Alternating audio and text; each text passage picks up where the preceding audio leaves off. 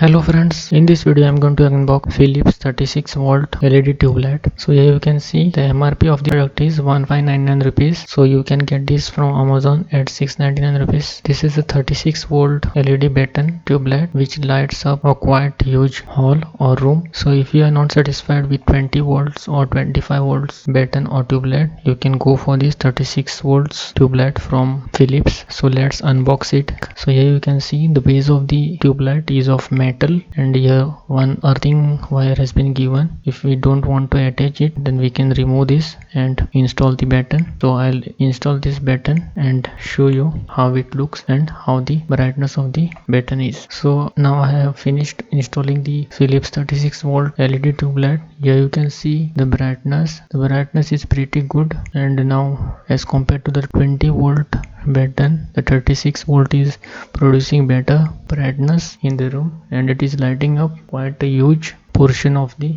room. So if you are set up with the 20 volt LED tube light, then you should go for this 36 volt, as you will definitely like the brightness and it will definitely light the most of the part of your room. If you want to purchase a product, I have added the link in the description. You can directly buy it from there. So that's it for today. Have a nice day. Goodbye.